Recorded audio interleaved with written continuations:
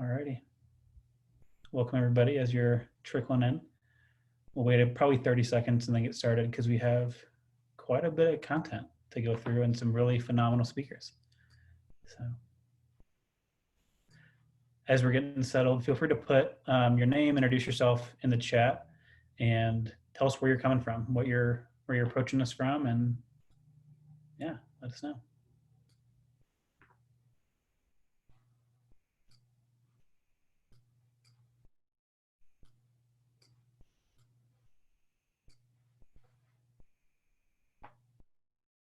Alrighty, so let's get started just so that we are not running too far behind. But today are going to talk about the title of today's webinar is Healing Together. It's a SAFE project, SAFE Campuses webinar. The content is about creating trauma-informed communities.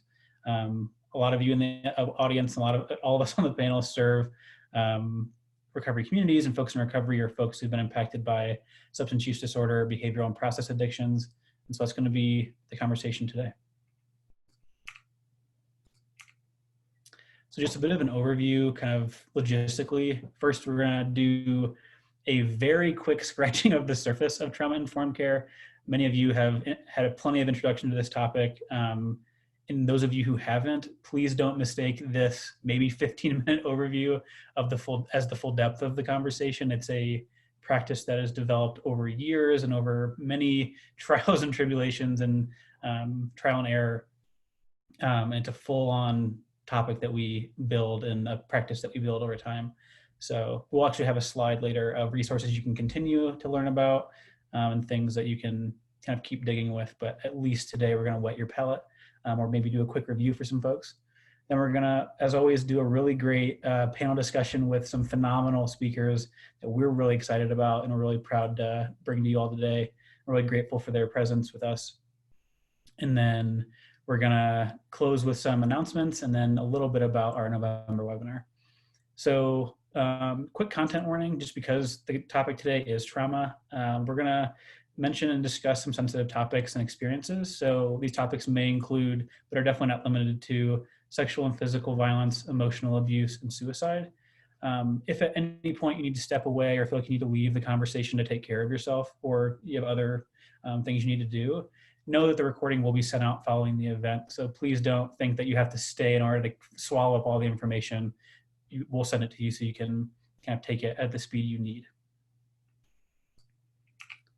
Alrighty, so we're going to jump right in so we can get to the panel. But we're going to start with a bit of a definition of trauma, just as a shared part to start the conversation. At least in my work, it's important to understand the history of the word trauma, knowing that it comes from the Greek. It is the Greek word for wound. For me, it helps me visualize and kind of wrap my head around trauma a little bit better. A quote that helps me understand the definition is that trauma is what happens inside of you as a result of traumatic events. It is a loss of connection to oneself and to the present moment. So move on to give us that a little bit of context, where a person may experience trauma as a response to any event that they find physically or emotionally threatening or harmful, particularly in the absence of support after the event or events. So a traumatizing event elicits those feelings of feeling threatened or feeling like your life is at stake in a negative way. And then trauma in the longer term develops as kind of the scar over that wound, which then creates a lack of flexibility to approach the world presently and fully. So I want to read just an overview of types of trauma, because while trauma is kind of a bigger umbrella, it's helpful to see the different kinds of trauma that can develop or the different ways that we experience trauma. So I'm going to go through the ones on the slide here. Acute trauma results from exposure to a single overwhelming event or experience, such as a car accident, natural disaster, a single event of abuse or assault, sudden loss, or witnessing violence. Repetitive trauma results from exposure to multiple chronic and or prolonged overwhelming traumatic events, such as receiving regular treatment for an illness. Complex trauma results from multiple chronic and prolonged overwhelming traumatic experiences or events, which are compromising and most often within the context of a personal relationship. So an example would be family violence.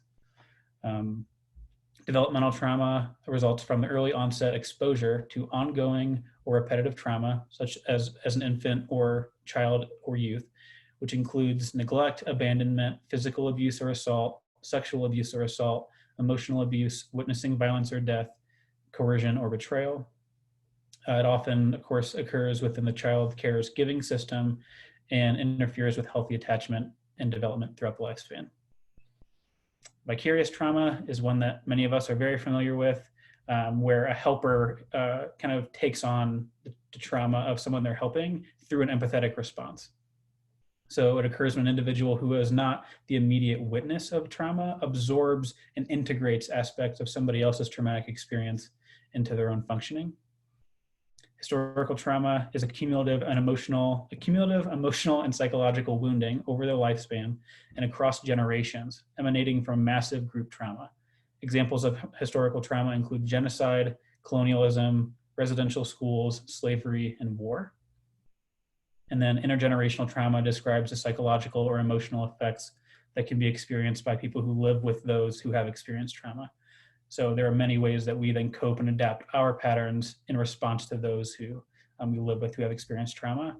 And then in addition, when we had our kind of pre-conversations with the panel before this webinar itself, we talked a lot about institutional trauma, meaning there are institutions, I think is the best word to use here, which there are organizations, things in our lives that we as communities, as families grow to trust and therefore instill trust in. And institutional trauma often comes from a very a severe way that those institutions let us down, harm us, violate the trust we have in them, and don't live up to the trust that we had built for them, or the expectations we had, or that we thought we should have. So we'll definitely talk a little bit more about that later, but those are some of the types that you may hear come up during the conversation today. Okay, so what about trauma? Why are we kind of having this conversation today? The reality is that kind of the upshot of this conversation will be that failing to create a trauma-informed community may create unintended harm. So a lot of us have been creating recovery communities for years, or have been part of recovery communities for years without this background, without this information. And while a lot of this will just illuminate some of the discomfort or some of the severe emotional experiences we've had, without these, we can create communities that aren't maybe as helpful as we want them to be. And so what we know is that some re-traumatizing feelings that can show up in our communities include feeling a lack of control, experiencing unexpected change, feeling threatened or attacked, feeling vulnerable or frightened, and feeling shame or shamed. And so as we move forward, it could be helpful for folks who are listening to consider, are there ways that our recovery communities may trigger these feelings, may romanticize these feelings, or may even utilize these feelings as approaches to people? And are those actually necessary, or are they as helpful as we want them to be? Some context that I think is helpful for those of us who work with young adults, or of course those of us who just generally work with people with substance use disorder, is first of all, we know that 2/3 of all people with a substance use disorder have experienced physical or sexual trauma. And so if trauma-informed care isn't part of your practice, my belief, and I believe our belief, is that it ought to be. And then if you're working with college students, research has estimated up to 84% of all college students report at least a single instance of a past experience that was of sufficient intensity to potentially elicit post-traumatic stress disorder, meaning that 84% of college students have been through some sort of a traumatic experience at least once in their life. Not all of those students or anybody who's been through trauma will develop post-traumatic stress disorder, so a longer suffering due to a traumatic impact, but there's potential there. And so we don't know necessarily when someone will develop post-traumatic stress disorder or similar symptoms or experiences, but we need to be prepared for it and create communities that understand that. So again, to scratch the surface, to just barely dip our toes into it, the 6 guiding principles to a trauma-informed approach. So some things, I honestly at one point had these tacked above my computer, and I was like checking them off, like, am I thinking about all of these things when I'm making a decision? Of number 1 is safety. Is your space, is your community, is your program safe? Not only do you know that it's safe, like we know that someone's not going to come into our space because we have security systems involved, but does it feel safe? Do the people you work with perceive it as safe? And does that allow them to participate fully? Number two is trustworthiness and transparency. It's the balance that we try to approach everything with. Are we being as transparent as possible, even when it's difficult, even when it is uncomfortable, so that we're preparing people to participate in the process and not feel like they can be prepared for changes rather than experience unexpected change, as we said before. And do they trust you, and do they feel like you trust them? Obviously, in recovery communities, historically, we've seen folks throw around verbiage or tropes about, oh, you can't trust people who have done this or who do this, and that alone is not trauma informed. And so we need to think about verbiage and language like that sometimes, and the way that infiltrates our practice. The third one is peer support. Having peer support as a focus alone is a step in the right direction towards a trauma-informed approach. Obviously, we need to make sure those peers are approaching their work through a trauma-informed approach as well. So we're not just unleashing people into a peer support network that can itself be harmful. So this is a kind of network of training that needs to happen. And then number four, collaboration and mutuality. People are benefiting from each other. They're working together. They trust, again, that they can be there together and create progress with each other. And these continue to get more and more overlapping as we go through. But number five is one that I think is the most important to me as a human being in this work, is empowerment, voice, and choice. And so we make sure that with transparency and with collaboration, that we're encouraging people to, and we're allowing people and empowering them to participate in conversations that impact their own lives. So we're not surprising them with things. We're not making them do anything that maybe they don't want to do, but we're empowering them to participate in that process. And then the final one on this list, last but obviously not least, is acknowledging, approaching, having conversations, and promoting healing of cultural, historical, and gender issues. A lot of times we create recovery communities that think those are outside issues, but when we approach through trauma-informed lens, we know that that can't be the case. We know that those things deeply impact all of us in the work that we do, the lives that we live, and many of us at different levels than others. So again, very quick scratching of the surface. Please continue to look more in trauma-informed care. We got one more slide, and then we're going to get to our wonderful, wonderful panel. So some of us have heard people say like, oh, trauma is just something I talk to my therapist about. If you work with people in recovery and folks impacted by substance use disorder or behavioral and process addictions, you know that it's a little bit more real than that. It's a little bit more integrated into someone's life than that typically.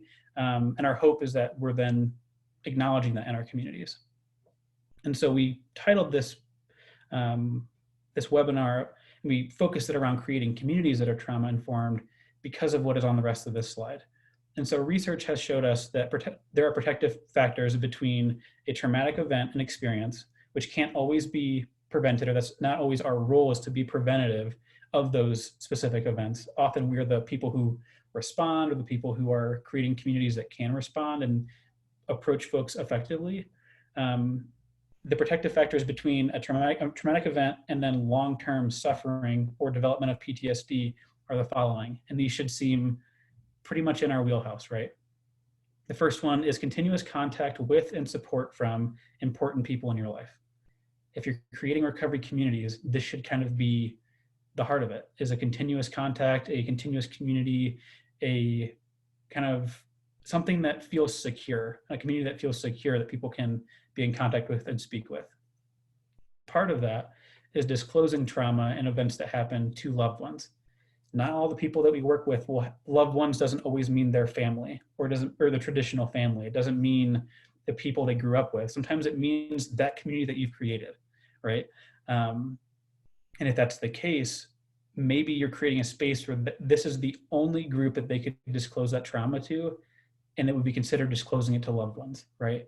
And so if we can create a community where disclosure feels safe, it feels empathetic, it feels like they will be received and not shamed or not questioned, but just holding space for those folks, letting that be a norm and having that be a norm in your community is deeply important. And then the third protective factor is identifying as a survivor as opposed to a victim. And this gets a little bit into some of the in-group language kinds of stuff that we hear a lot in recovery spaces, of using kind of addiction language. We can say that we know that using the word addict is more stigmatizing than using the word a person in recovery. This is kind of similar in some ways, but if we can create a community where folks feel comfortable and feel empowered to identify as a survivor as opposed to a victim, then we're creating trauma-informed communities, right? And then if we can use create communities that use positive emotion and laughter, obviously we're not laughing at people's pain, but if we can, like, we all have those things in our, those places in our brain, those places in our life, hopefully, where even in the worst of times, we have folks that can laugh with us through the absurdity of it all. Like, even though we're in the middle of a global pandemic, we all have friends we can sit with and just laugh about how stupid some of this is, right? Or how ridiculous it is, or how even just sometimes how unfair it is. But having a community that can both honor trauma, honor pain, and hold space for folks, but also know when laughter and positive emotion and affirmation is actually the most healing approach we can take in that moment. Third to last one is just trying to find positive meaning in the trauma. So reframing, being willing to approach each other with reframing kind of questions. We'll talk about that a little bit in the next webinar, but the second to last one being helping others through the healing process. That's kind of what a community kind of is in a lot of ways, as we help each other. And then holding the belief that you can manage your feelings and cope. This one is a lot of our jobs, is helping people believe in themselves that they can manage their feelings, they can cope, and equipping them with the skills to do so. So we can do both. Then the final thing I'll say in terms of me speaking on my soapbox, I guess, is that the greatest predictor of trauma impact, even greater than the severity of the traumatizing event, is the strength of one's social supports. So we say all the time, and we've said it until our hair turns gray and we're walking away from this work, is that the opposite of addiction is connection. We keep finding that to be more and more true. And this is not, this is even more of an example of that, is that when trauma occurs, if we have a strong social network, we can prevent long-term suffering, and we can provide and create spaces of healing. All right, that was me speaking too fast for 17 minutes. Now we're gonna get into our wonderful guests. So we're gonna have them introduce themselves, and then they're gonna give their name, their pronouns, where they work, what they do, and then also a bit of an insight into what does trauma mean for the work that you do. Alrighty, so we're gonna start with Kateri.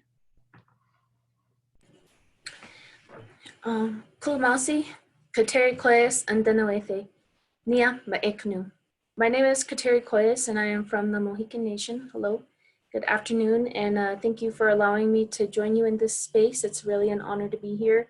The pronouns that I use are she, her, and hers.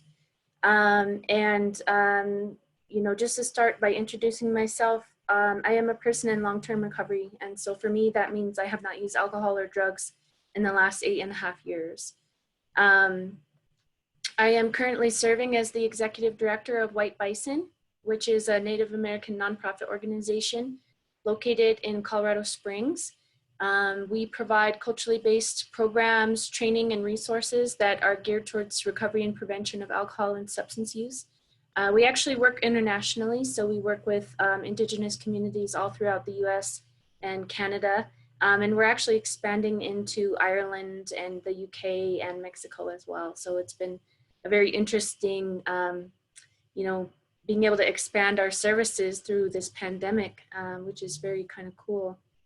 As far as, you know, some of the work that we do, we have a wide variety of programs. So we do adult treatment and recovery programs, youth treatment and recovery, youth prevention.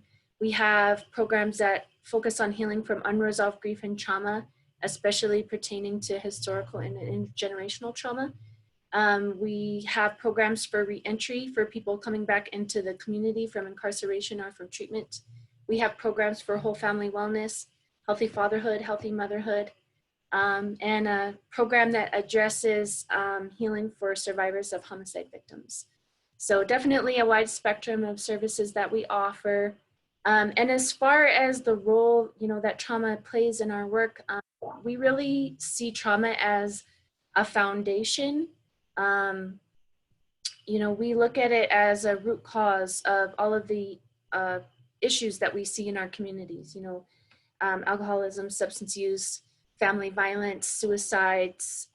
These are not causes. They are actually symptoms, and the symptoms is of something deeper, which we look at as intergenerational and historical trauma. So I'll kind of save a little bit for later, but again, thank you for allowing me the opportunity to be here.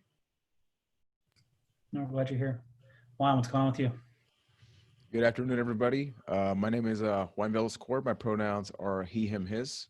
I am from Puerto Rico. I'm proudly a person with lived experience, and my work is I am the peer support services coordinator for the Mental Health and Anti-Addiction Services Administration of Puerto Rico, otherwise known as AMSCA or MASA. And a lot of the work that we do is primarily support groups, both online and in person. Obviously, because of the pandemic, it's sparked a lot of constant changes, but we're trying our best to reach out to those people that sometimes feel forgotten or irrelevant because of the discrimination and the marginalization that occurs because of the previous experiences that we've had. We also provide training to clinical staff and people in the community implementing trauma-informed approaches, strength-based approaches, because our community is so used to labeling people and minimizing people. So rather than going into places and saying, you're wrong, this is what we should do, it's about having that conversation as to what led to us getting to this point and what can we do to begin navigating to a new path. And it's not the path that we envision, it's the path that we can all help create together. As far as what does trauma mean in our work, it means recognizing all of that. It means that we should never be surprised at the fact that people can be tired, people can be exhausted, people can be, they want a solution. Many times the people that we're supporting, and because of our respective lived experiences, we know the challenges that are there, but that doesn't necessarily mean we know the next step that lays ahead. So being aware of that means that what can we do from day one? So we know that there's a lot of time that needs to be invested. Trauma means that it's not going to be solved in a matter of 30 minutes, but it's about inclusion and recognizing that our past has led to us to where we are, but that doesn't define the necessary future that may lay ahead. And thank you so much for having me here. Yeah, again, super thrilled to have all three of you here. Lily, what's going on? Yeah, I also want to say hi and thank y'all for having me be here. My name is Lily Ettinger. My pronouns are she, her, hers. I am also a person in recovery.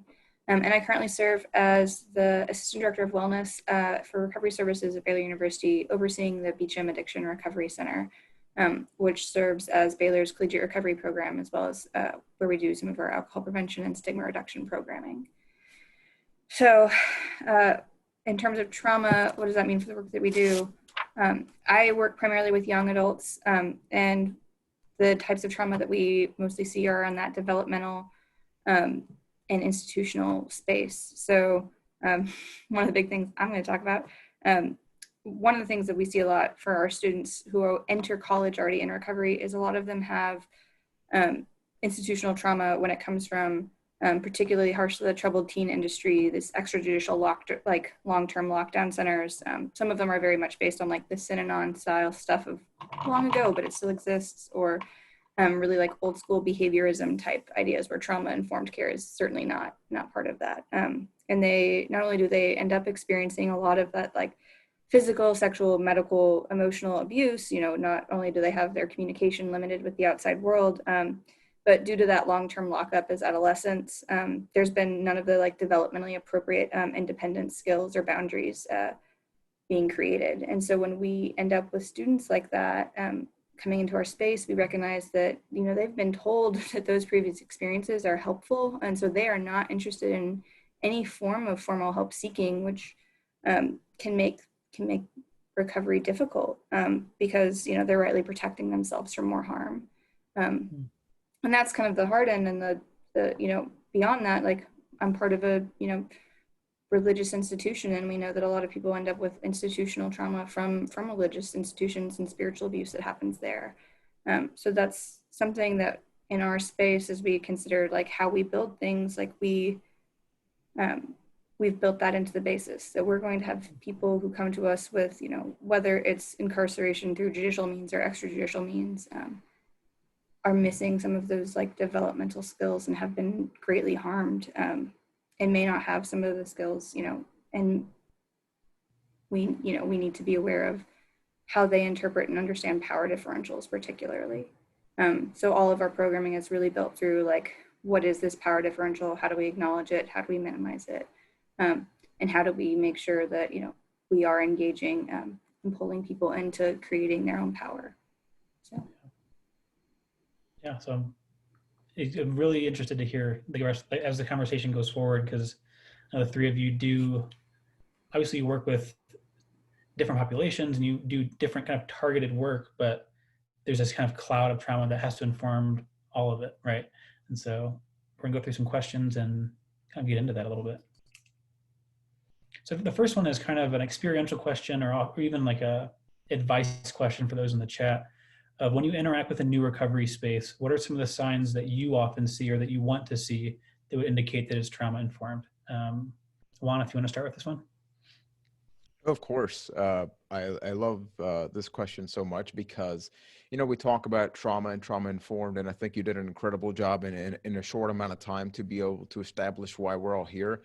To me, when I think about a trauma informed space, the first word that comes to mind is environment, because we a lot of times give the priority to the resource, right? So I can be the clinical provider, I can be the peer support specialist, but we sometimes don't think about the fact that from the moment you pass through some gates, there's so many experiences that can make the space seem threatening, and you can be the best possible resource. You can be somebody that's willing to listen. You can have the best trauma-informed practices in your office, but what about everything else that happens everywhere? I think environment is something that is incredibly essential. Something as simple as a color, right? Something as simple as the lighting. We don't know where that person is coming from. And it's not about having this confrontational experience of tell me all of the trauma that you went through so that I can adapt. It's part of my part of my professional responsibility is understanding where my community is at, doing the research, not just the research of what's happening on October 15th, 2020, but understanding what happened in 1990, 1980, and going back and understanding that these people, all of us grew up in different challenges. I think another thing is contemplating that all of us be facilitators. Creating a trauma-informed space understands the need to be vulnerable with the people that we serve. It is their space, right? A lot of times we talked about power differentials a little while ago, and a lot of us were trauma survivors because we used to have this power differential where, somebody tells me exactly what I need to do and I follow it, but there's not an emotional attachment behind that because I was not included in any of those processes. So understanding that I am the expert of my story, I am the expert, and I'm the protagonist of my life means that I should have the willingness and the power to be able to make my own decisions, but I may lack the education. I may lack the access to the knowledge of where can I go? Because if I've never been taught that I can be successful in life, that despite my mental health or substance use challenges, I can be successful, I can achieve whatever I want. If I don't know that, none of us should be surprised when Juan or anybody else doesn't aspire to that. So how do we create spaces that consider that without the person even saying that? And I think this is a conversation we could have for so long. And the last thing I wanted to say here is the willingness to adapt. Trauma informed means that let's think about the pandemic right now. This would be a completely different conversation in October 2019 as opposed to 2020. So how do we adapt, recognizing that our trauma changes, recognizing that our community is at a constant change, constant differential, and that should be factored in the service delivery of any recovery space. Yeah, that's I think a really good place to close at that point, because I've been thinking in my work and the work that we do at Safe Project, a lot of us are also survivors of trauma, and oftentimes we've learned to be so flexible after spending so much of our lives being so unflexible because of trauma and the scars of trauma. So it's an interesting, like we get to then model our trauma informed care model as being nimble and meeting people where they are. And yeah, it's a cool like kind of flip of the switch that you can use to model your own growth to other people. So Katir, you had any thoughts on this? Yeah, I do. I would say, first and foremost, an indicator is that when people walk in the door, you're treating them as a human being first. That's so important because, a lot of us, in the recovery community, we come from different backgrounds. We're from different walks of life. We have, different cultures, different genders, different, traumas that we've experienced. And I think that, having that, it's just like Juan said, the environment that you walk into is so important. And, you could be somebody's first experience with, recovery or, any kind of help or healing that they might be seeking. And so that's how I would describe it is when you walk in the door, you just respect them as a person who is there for help and healing, just like, you are. Everybody needs that in some way. And then, once you kind of get in there and start having, meetings or whatever services that you're accessing, kind of looking at addressing the underlying issues of, why they were using in the first place. That's definitely a good indicator, but creating a healing space of safety and, trustworthiness and the things that you were addressing at the beginning of this webinar are all really important. And then, people need to be made to feel comfortable. They need to also, feel empowered to share, and empowered that, what they experienced is not okay, but that they're seeking help to have a better quality of life. Yeah, there's definitely a lot of recovery spaces that get built off of the question of like, what is your substance of choice and why can't I trust you? Like, that's kind of like, unfortunately, like I don't know if we always often even do it on purpose, but it becomes self-protective. Everyone's trying to protect themselves and carve out their own space. So, Lily, what are you thinking? Yeah, I really appreciate what everyone has said before me. I tend to, like, as I'm walking into a new space, I tend to look at power dynamics, like who has a say and who has a space in whatever recovery community I'm walking into. And some of that's little things, like things that we've even done here, like, can I leave my coffee cup in this space? And that is just a little way of it being coming home. Or, is this a space where people are yelling? What kind of behavior is acceptable or kind of communally agreed upon is not acceptable?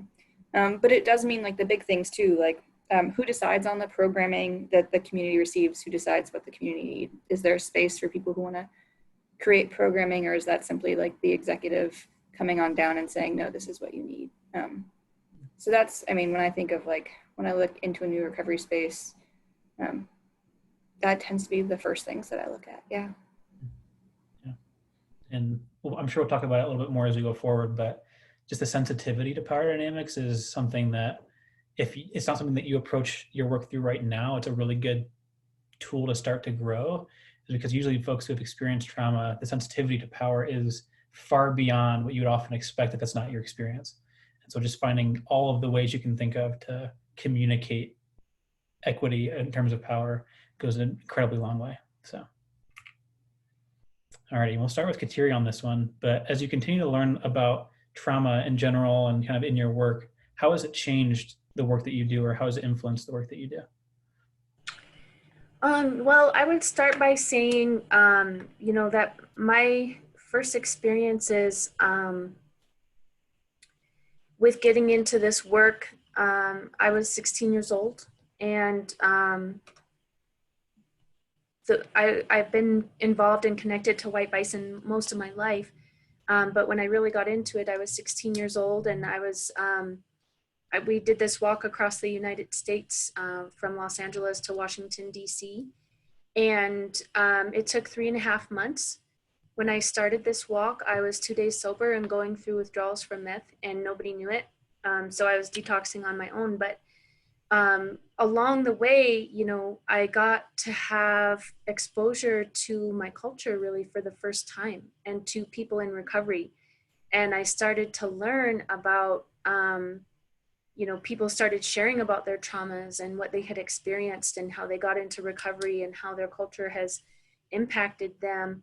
And I started to learn about intergenerational and historical trauma, and, how that affects contemporary Indigenous communities. That was kind of where the love of, learning this information, that's where the seed was planted for me. So I actually spent my senior research thesis researching this information about how intergenerational and historical trauma impact contemporary Indigenous communities. What is the impact? As I started to learn all of those things and, you know, really get involved in this work, it led me to understand a lot of the issues that we see in our communities today, why they are how they are. And then, you know, that fact that trauma is actually passed down in the DNA. It is proven that trauma actually changes the epigenetic discourse of the DNA. So it is literally handed down. And, you know, knowing and understanding this, it really helps to get the picture of why family dynamics can be the way that they are, why in, you know, in the population that we work with, you know, that's kind of my lens that I always use. But, you know, why was there a breakdown of the cultural, you know, infrastructure, and why was there a breakdown of the family system? But then most importantly, being able to understand what caused all of this, then you can actually go and look at being more solution oriented and say, okay, these things happened to myself, these things happened to my family, these things happened to my ancestors. Now I have the responsibility, if I want to heal, to go figure out how do I address that. And so being able to bring that into the work that we do and help people understand that there's solutions and that there's things that you can actually do to create a legacy of intergenerational healing. Yeah, it's beautifully said. Lily, what's going on with you? Yeah. In like full disclosure, I'm somebody who's been through, you know, one of those like institutional trauma backgrounds. And so a lot of the work that I've done, again, I feel like I'm kind of hitting a dead horse here a little bit, but is on those power differentials and choices. One of the things that, I mean, even as I grow, it's kind of a funny story. I went to Iceland on my honeymoon years ago, and they still let you get gas first and then pay for it. And I just like, I know that sounds so strange, but I had this moment of like, you don't know me and you're still trusting me. And I've brought that like really into the work that we do here is we'll have an intake and we'll be able to give someone, you know, card swipe access to our space as long as they say they're willing to agree without us having to be like, we're going to watch you and not trust you for months up front. We've been really, you know, like that has worked out for us. But learning like, if I walk into this with the assumption that you want this and that you know, if you're not showing up, it's not because you're lazy, it's not because you're flaky, it's because you might be scared, or you might be struggling with shame. Like I can come towards you in a loving way and I can assume the best for you. And that, of course, you know, I know in our work people will get burned out and things like that, but that's something I have to know, you know, hey, like if I want to be trauma informed, I have to remember that this person probably has trauma they haven't told me about. This person has shame they haven't told me about. It's my job as, you know, as the professional here to always assume the best, because assuming the best gives them the best. So. Juan? I think it's a very powerful question because, for example, here where, you know, we provide non-clinical services, so it's all peer support. A lot of the things that we've learned, especially in Puerto Rico with our trauma, is that even the very own recovery community sometimes becomes segregated, right? Because it's about, you know, my pathway superior to yours, and if, you know, this is the only way. So how do we heal from a trauma that, you know, we talk about the perception that is happening in the community, but what happens when it's the person next to me that's also in their respective road to recovery? And a lot of the changes revolves around the fact that we need to understand that my lived experience doesn't automatically give me the right or reason as to, you know, because I went through this is what I suggest, and it should automatically be accepted because it's my experience. You know, we can all live in 3 houses away from each other and your experiences can be completely different than my own. But maybe because I see that my road was well, my road went excellent, so I want the best for you. But maybe I don't realize that I'm imposing that upon you, and that can create a power differential, that can create those differences. And the question becomes, how do we develop conversation so it's not about who's right or who's wrong? It's simply about, it is what it is. We are doing this and recognizing that We can't expect that intergenerational trauma to magically fade away in just 1 or 2 months when we recognize how long that's been happening. And I think a lot of the other things that involve is recognizing the fact that every time that we learn, like I think that every time that even me as a resource, whenever I'm in part of any of these events and opportunities, my reaction as somebody that I provide trauma informed trainings here in Puerto Rico is, I didn't think about that. Mhm. And it's my responsibility to open up and recognize, hey, I did not contemplate that. Because if we want our community to be open, a lot of times we talk about grassroots movements, we talk about all this, and it's beautiful and it's essential. But what if Kateri, what if Lily, Dylan, or Juan are no longer here, and it's 4 fresh new faces that have no experiences? A lot of this work could be lost.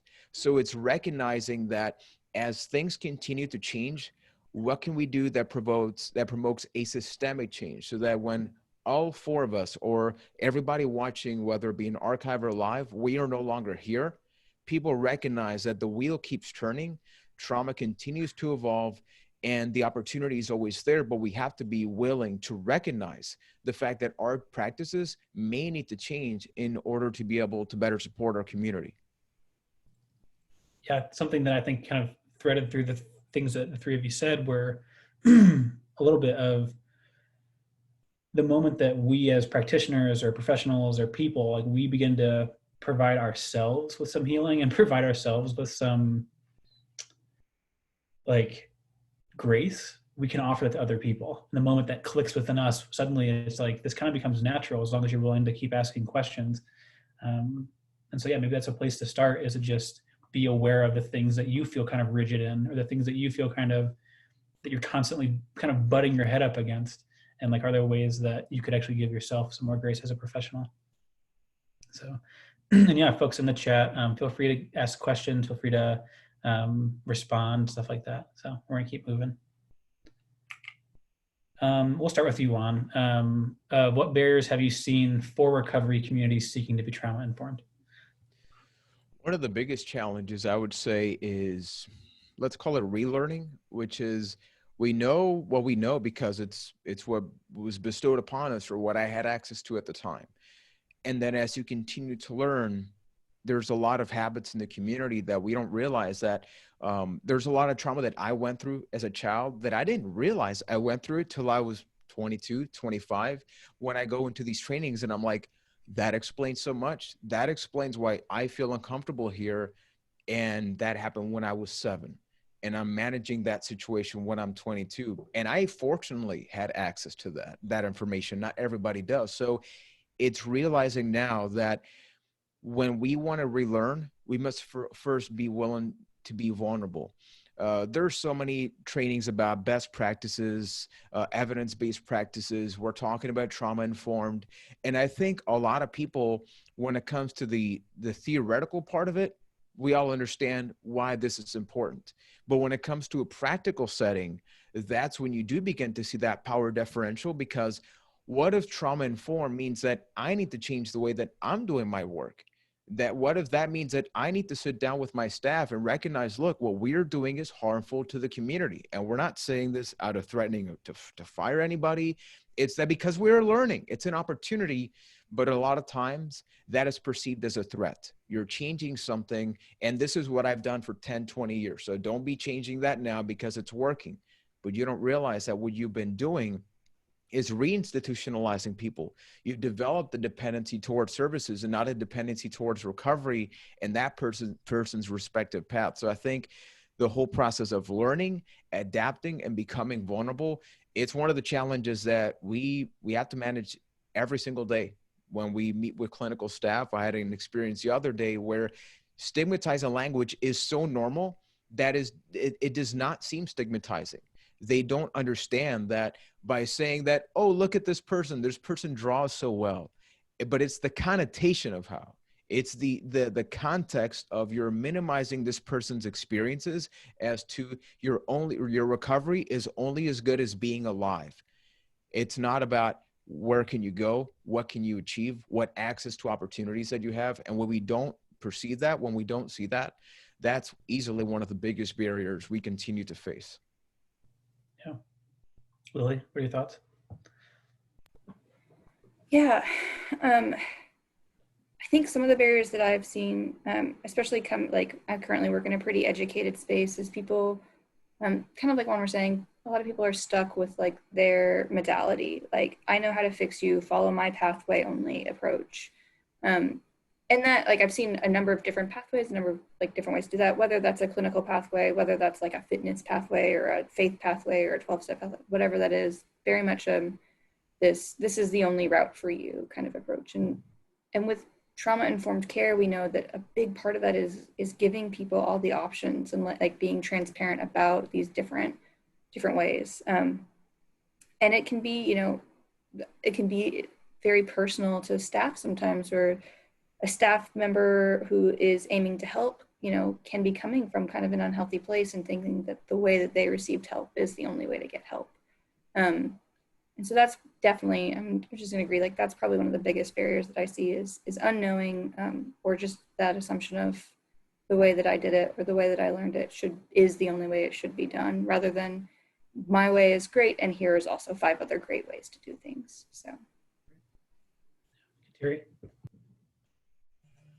Yeah, I think that, what Lily and Juan said is both kind of one thing that I wanted to touch on is just a barrier is understanding that there are multiple pathways to recovery.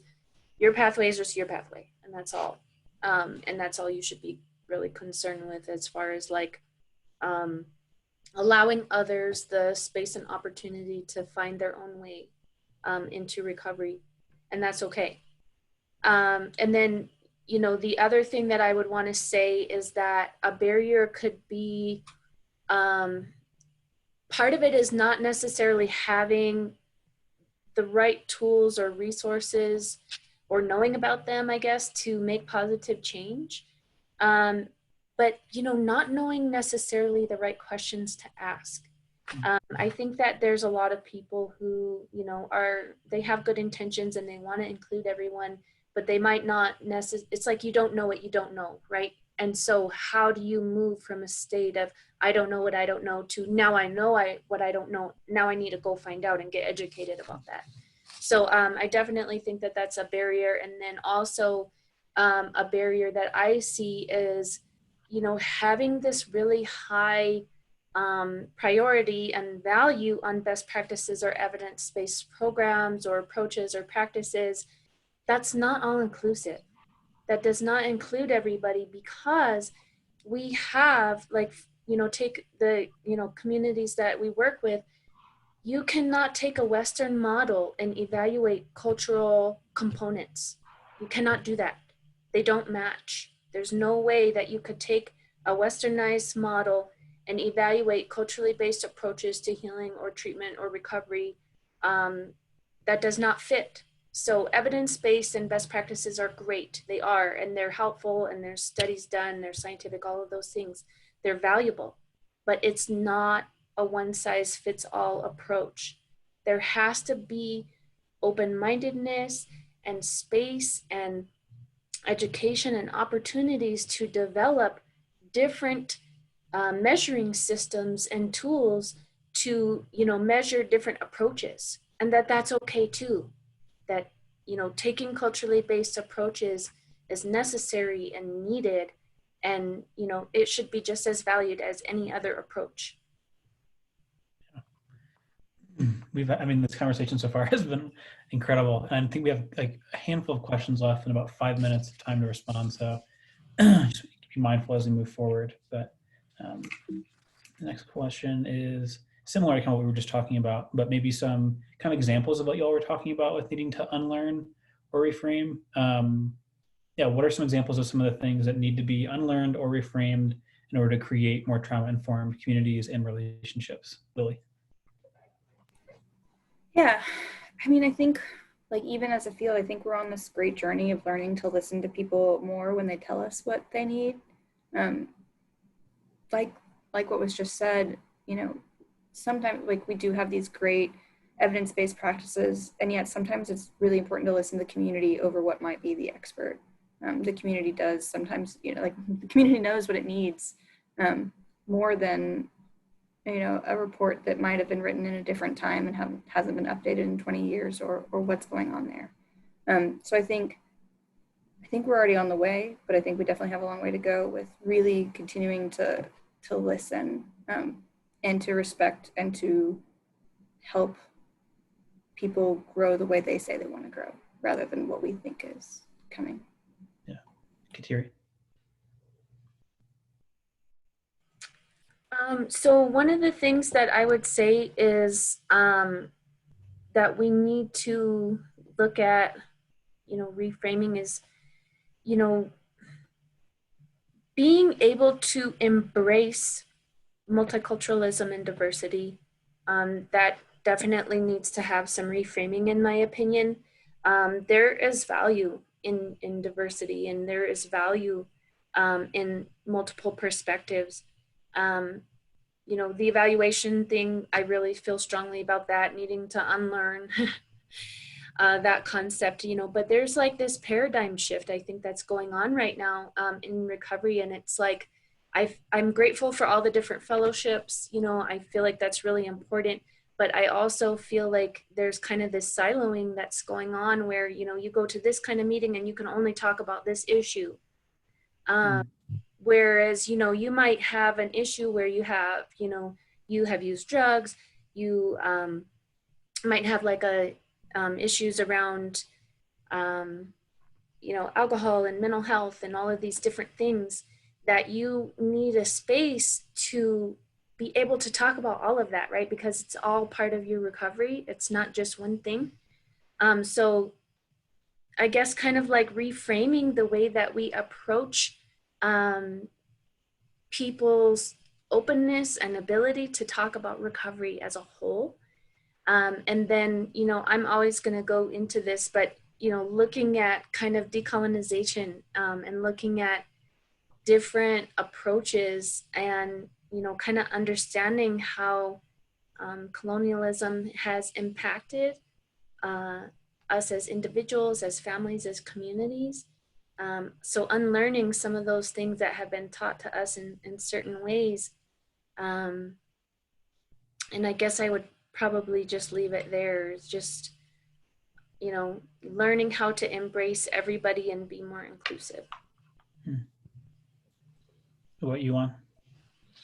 I would love to answer this with another question, which is when we look at our community and we look at all the situations happening, just asking one thing, which is why? Why is this happening? Because we talk about relearning, we talk about reframing. Why do why provide trauma-informed services? Why do any of this? Let's look at what's happening now and be grateful for everybody here, for the panelists, for everybody in chat. Let's be grateful that we're alive, we're here, we're providing education for ourselves and others. How many people are not? And that's one of the biggest challenges. Why reframing? Why should we? Because I think about the fact that in my community, I've had one of the people that I supervise call me 4 times a week because of 5 to 7 overdoses that are happening. Out of people that for months have said, I want services, but this hospital is kicking me out. And it's because of the way they look, the way they behave, and all these preconceived notions that they have against this person, that it doesn't matter how much that person is willing to change. The community has already decided, we don't want to serve you. And unless we recognize that, we're thankful for where we are, but how many people are not here? I think that is the why. I think that is the motivation that we should all always have when we wake up. It's, I'm here. I want a whole lot more people here. I want everybody here. So that way, as the generations continue forward, we don't continue having the same challenges. It's like I said one day, a lot of times we talk about stigma and marginalization, but what is practically being done, not just by the recovery community, but by the community as a whole? Because my neighbor doesn't have to be a person with lived experience in order to be able to support me. but my neighbor can also become an advocate for those that desire and require those services. And it's creating those safe spaces is why it should be important that we not just unlearn about us only engaging with people lived experience sometimes because of the past trauma that we've had, but how do we shift to a new focus that is inclusive of just people experiencing negative things in the past that they would like to talk about? Yeah. I've seen a lot of healing happen when communities kind of switch from asking like, what are you, like, how are you going to fit in this community? Like, tell me what box you fit into. Instead of that, asking like, what made you who you are? And then in response to that, we are so grateful that you're here. Like, it's like a revolutionary act to make that reframe. But it's not a light one, but we can do it in small steps every day. So I think maybe our last question is the next one because we run out of time. Yeah, so obviously when we think about trauma, typically we're thinking about, or a lot of folks think about like that direct traumatic experience that happened yesterday or the week before for this person we're serving. And those a lot of times are the focus, but how can we also approach intergenerational and historical trauma? Juan, let's start with you on this one. I would like to actually reiterate something that Kateri said earlier, which is a lot of times we look at substance use and depression and all of these challenges as the problem, right? That is what's physically happening. But looking at that intergenerational and historical trauma allows us to recognize that a lot of times that is the tip of the iceberg. We're looking at the outside, right? Not recognizing all of the lingering things that have been there for years upon decades. And the person is desperate because they're swimming in this ocean, but they don't see the sand, they don't see the beach, and they get tired of swimming. And I think it is one of the best ways that we can begin to approach this is by having conversations, by being able to have guided conversations that can just be able to have the community get together and understand, like, look, we understand people are dying because of overdoses. We understand the lack of access to services, but let's just sit down here and have a conversation about why is it still so difficult to talk about all of these things without being judged, without being marginalized? Why am I afraid to speak to the family member that I live with, this person that I trust with everything except sometimes my recovery? Here in Puerto Rico, we've had conversations about ECPR. We're providing a lot of trainings and opportunities that is just about, listen, do not judge. Do not judge the person for their actions. It is a human being going through so many challenges, and we can all either go back to some negative parts of our past, or it doesn't matter how poor or rich I am by the definition that anybody may see, right? We can all go through this path. And it's that non-judgmental approach and having those community conversations with everybody else. And yeah, ECPR is emotional CPR, just in case, I think can be an incredibly healing conversation to let people know where we're at and where we can head. Yeah. Kateri? Yeah, so, when we take a look at like historical trauma, for example, one of the things that we need to know is what complicates the healing process, right? So this trauma tends to cause like an inability to mourn, like a lack of feeling like you have the power to make changes, no sense of hope for the future, a lack of acknowledgement of trauma, sometimes by, dominant culture. This gets passed down throughout the generations, right? It's like they talked about, it's in the DNA. So people adapt to traumatic experiences by developing defense mechanisms and coping skills, hence, substance use and masking grief and things of that nature. This means that people have experienced this sometimes their whole lives. So they are led to believe that feeling numb or feeling hopeless or, acting self-destructively is like a normal way of living, right? So what ends up happening too is that, they experience kind of not believing that they have a future, or difficulties in relationship, or, lack of trust in the outside world and things like that. But what we need to look at now is how do we address this and create a sense of intergenerational healing? So what that means is, you need to learn the truth about the past, right? That's very important, is learning about historical trauma and how it impacts people today. Learning how to heal ourselves and knowing that change starts from within. Change starts with yourself on the inside first and then works its way out to families, and then communities. Being able to create healing spaces, safe spaces that people can come to, including everyone in the healing process, from the whole spectrum of life, you know, baby, youth, adult, elder, but also including different facets of the community that need to be involved in this intergenerational healing. We talk about creating what's called a healing forest, right? So like, let's just say you had this forest with all these different trees and it's a really sick forest, and you take a tree out of that sick forest and you give it all the sun and nutrients and everything that it needs to be a healthy tree.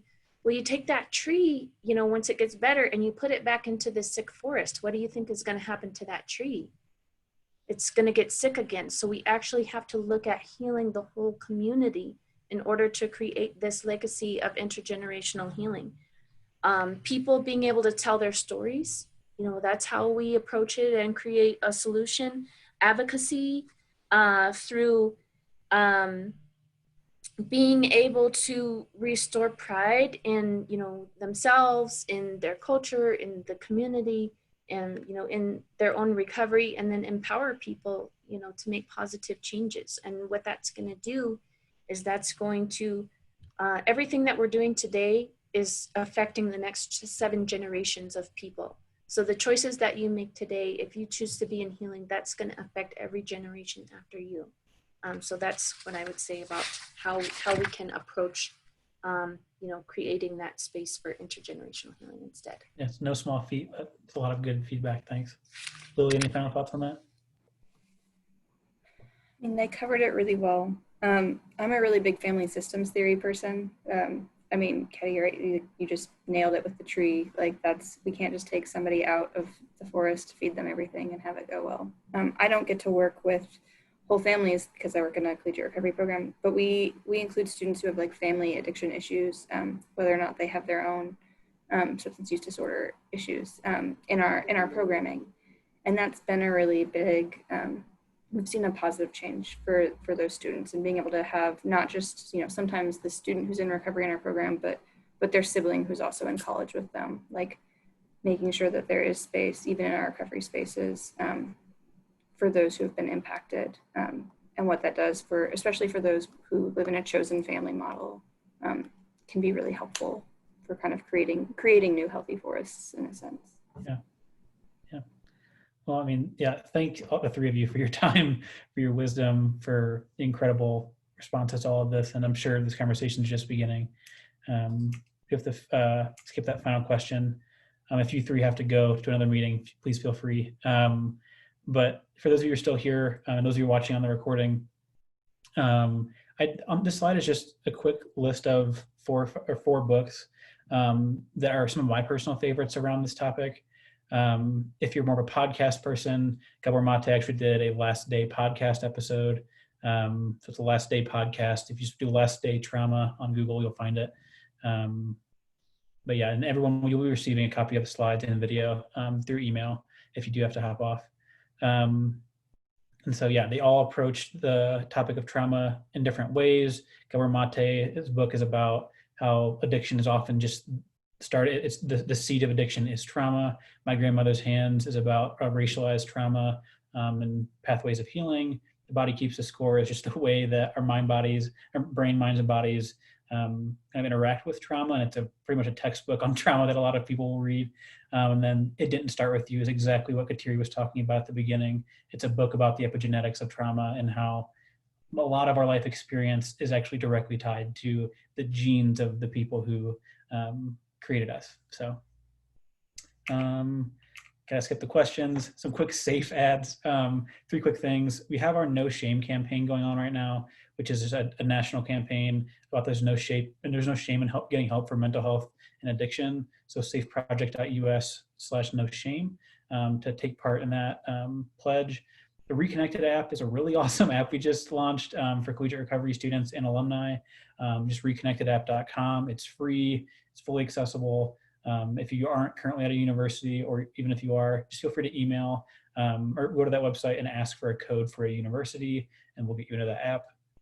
And then one that is currently happening just this month is we're giving out as many as we can in terms of drug disposal pouches around the country. So if you or anybody you know could use a free drug disposal pouch, especially since the DEA isn't hosting drug take back days because of COVID.